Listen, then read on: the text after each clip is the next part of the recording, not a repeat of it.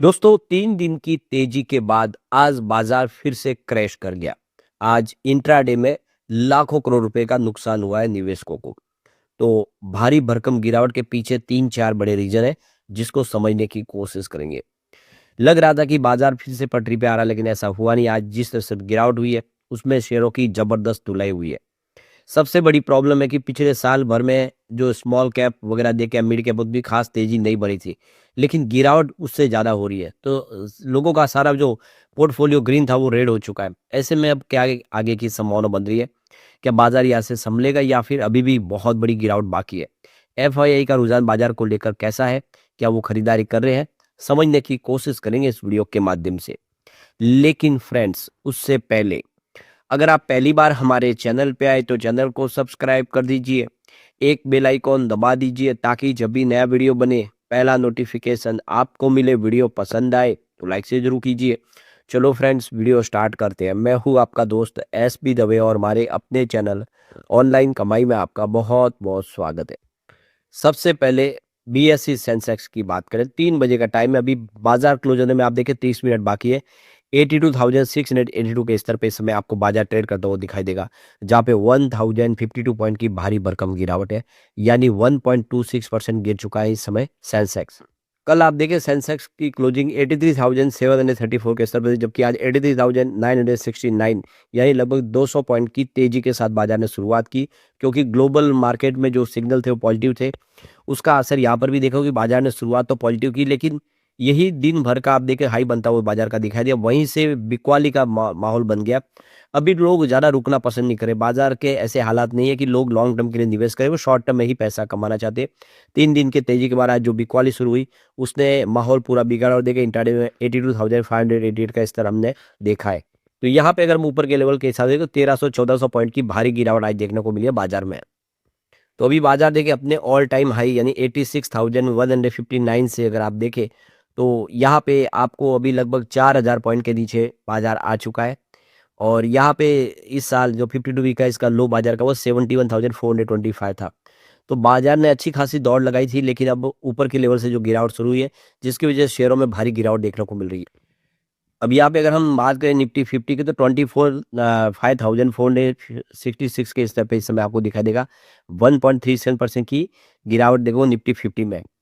Nifty next 50 में गिरावट उससे ज़्यादा है, आप देखिए 1.69% की गिरावट है। जबकि अगर हम बात करें निफ्टी बैंक की तो यहाँ पर 1.25% की गिरावट देखने को मिल रही है। निफ्टी फाइनेंशियल सर्विस में 1.31% के आसपास की गिरावट है। और दूसरी तरफ अगर हम यहाँ पे देखें तो निफ्टी मिड कैप के अंदर यहाँ पे 1.90% की गिरावट देखने को मिल रही है।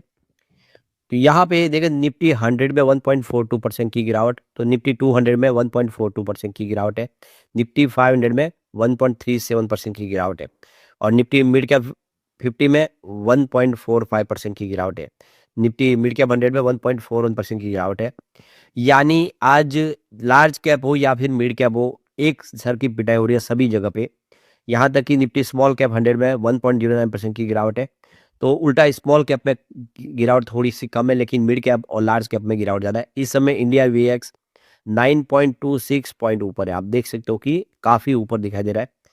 निफ्टी मिड कैप 150 में देखो 1.37% की गिरावट है और निफ्टी स्मॉल कैप 50 में 1.26% की गिरावट है। इसके अलावा निफ्टी स्मॉल कैप 250 में भी 1 पॉइंट के आसपास की गिरावट है। ओवरऑल अगर आप देखेंगे ना तो गिरावट सभी जगह पे है, कोई बचा नहीं है। लेकिन आज जो बड़ी गिरावट है वो मिड कैप में है और लार्ज कैप में भी है। अब यहाँ पे सेक्टर वाइज देख ले तो यहाँ पे निफ्टी ऑटो के अंदर 2.01% की गिरावट देखने को मिली है, जो काफ़ी बड़ी गिरावट है। ऑटो सेक्टर आज काफ़ी ज़्यादा पीट रहा है। निफ्टी फाइनेंशियल सर्विस में देखें तो यहाँ पे 1.28% की गिरावट है। निफ्टी एफएमसीजी में भी 1.71% के आसपास की गिरावट देखने को मिल रही है। निफ्टी आईटी में गिरावट है लेकिन थोड़ी कम है, 0.90% की गिरावट है, क्योंकि ऑलरेडी पहले आईटी सेक्टर काफ़ी ज़्यादा गिर चुका है। निफ्टी मीडिया में भी 2.06% की गिरावट है, जबकि निफ्टी मेटल में भी आज 1% के आसपास की गिरावट है। और निफ्टी फार्मा की बात हो यहाँ पे 0.36% की काफ़ी कम गिरावट है। निफ्टी पीएसयू बैंक में भी 0.94% के आसपास की गिरावट है। लेकिन निफ्टी प्राइवेट बैंक में आज काफ़ी बड़ी गिरावट है, करीब 1.44% की गिरावट है। और बाजार का लूजर आप देखें तो निफ्टी रियलिटी है। रियलिटी सेक्टर आज दबाव में जबरदस्त है, 2.39% की भारी गिरावट देखने को मिली है। तो आज का लूजर आप देखें निफ्टी रियलिटी है। उसके बाद में आप गिरावट देखेंगे तो निफ्टी मीडिया और निफ्टी ऑटो के अंदर है, जहाँ पे 2% के आसपास की गिरावट है। ओवरऑल अगर आप देखें तो बैंकों में प्राइवेट बैंक आज कमजोर साबित हो रहे हैं। तो आज की गिरावट में देखें तो ये करीब 4 लाख करोड़ डूब गए लोगों के, क्योंकि सेंसेक्स 1000 पॉइंट और निफ्टी 300 पॉइंट गिर गया आज। तो यहाँ पे निफ्टी 50 के अंदर 7 शेयर है जो सिर्फ बढ़त के साथ है, बाकी सभी जगह पे गिरावट है। यहाँ पे ट्रेंड, इंटरग्लोब एविएशन और अदानी एंटरप्राइज जैसे जो शेयर है जिन्हें 2% के आसपास की गिरावट हुई है, जबकि जेएसडब्ल्यू स्टील, पावर ग्रिड, एम भारत इलेक्ट्रॉनिक्स, एशियन पेंट और अदानी पोर्ट्स में भी कमजोरी देखने को मिल रही है। हालांकि आईटी शेयर इतने सब नहीं गिरे आज, आईटी शेयर गिरावट जरूर है लेकिन वो थोड़ी सी कम है। आईटी कंपनियों में ज़्यादा गिरावट के बाद थोड़ी सी स्थिति ठीक दिखाई दे रही है यहाँ पे। तो इस गिरावट की 5 बड़ी वजह है, जिसमें पहली वजह अगर आप देखें तो प्रॉफिट बुकिंग। पिछले 3 दिन से बाजार में तेजी बन रही थी और ऐसे में जो शॉर्ट टर्म इन्वेस्टर है उन्होंने प्रॉफिट कमा लिया। तो ये देख सकते हो कि इस समय मिड कैप स्मॉल कैप में भी दबाव देखने को मिल रहा है। बाजार का मूड कमजोर पड़ा है क्योंकि इस समय बाजार में जो लोग हैं वो इतना लंबा नजरिया लेकर नहीं चल रहे, जल्दी यहाँ पे बाजार की संभावनाओं को देख के प्रॉफिट बुक करने की कोशिश करते हैं। इसलिए 3 दिन जो लगातार बाजार बना वो आज सीधा प्रॉफिट बुकिंग के अंदर बदल गया। दूसरा जो सबसे बड़ा रीजन है कि जो क्रूड ऑयल की जो प्राइस है उसमें बढ़ोतरी देखने को मिल रही है। तो अमेरिका और ईरान के बीच में तनाव अभी देखें तो एकदम बहुत तेजी से बढ़ चुका है और इस पूरे तनाव ने क्रूड ऑयल के जो ऊंचे स्तर को आगे बना हुआ है और ये इस तरह अभी भी बना रहेगा क्योंकि दबाव बाजार पे दिखाई दे रहा है, क्योंकि कभी भी अमेरिका ईरान पे बड़ा अटैक करेगा। ऐसा लग रहा है कि माहौल जो है बिगड़ सकता है, जिसकी वजह से जो तेल की प्राइस है और ज़्यादा बढ़ सकती है। तीसरा यहाँ पे एम टेक्निकल जो लेवल, तो जो मार्केट के एक्सपर्ट उनका कहना है कि निफ्टी को 25,900 और 26,000 के ऊपर टिकना जरूरी है। जब तक ये स्तर पार नहीं होता बाजार में कंसोलिडेशन और कमजोरी बनी रह सकती है, तो ये भी एक बड़ा रीजन है। चौथा यहाँ पे रीजन है तो इंडिया वीएक्स में तेज उछाल। तो यहाँ पे इंडिया वीएक्स 8% बढ़ के 13.21 के स्तर पे पहुंच गया है, जो बढ़ती वॉलेटिलिटी का संकेत है। साथ ही F&O एक्सपायरी की वजह से भी उतार चढ़ाव और बढ़ गया है। इसके अलावा देखो 5 और बैंकिंग शेयरों में दबाव, तो यहाँ पे Kotak Mahindra bank, axis bank और इंडसइंड बैंक जैसे बैंकों में भी 1 से लेकर 1.8% तक की गिरावट देखने को मिली है। बैंक निफ्टी भी 61,000 के स्तर से फिसल गया है, जो बाजार के लिए कमजोर सिग्नल दिखाते। तो ये सारे रीजन मिलकर इस समय गिरावट का माहौल बना हुआ है। तो इस गिरावट के माहौल में भी एक अच्छी खबर यह है कि एफआईआई ने कल खरीदारी किया। कल उन्होंने 1154 करोड़ के शेयरों की खरीदारी की है। तो एफआई की तरफ से 18 फरवरी को देख सकते हो कि 1154 करोड़ रुपए के फ्रेश शेयर खरीदे गए। डीआई की तरफ से देखें तो उन्होंने भी 440 करोड़ के शेयर खरीदे, यानी दोनों ही कल खरीदार थे। इस महीने यानी फरवरी में एफआई ने अब तक 196 करोड़ रुपए के शेयर बेचे, यानी पूरे महीने का हिसाब देखें तो अभी फिलहाल वो बिकवाल है और उन्होंने 196 करोड़ के शेयर बेचे। लेकिन वो आंकड़ा अब कब हो गया इससे इतनी चिंता नहीं है। डीआई ने इस दौरान 12,070 करोड़ की भारी भरकम खरीदारी की है। तो इंडिया के जो बड़े फंड हाउस है वो बाजार पे अभी भी भरोसा कर रहे हैं। जनवरी में एफआई ने कुल 41,435 करोड़ रुपए के शेयर बेचे थे।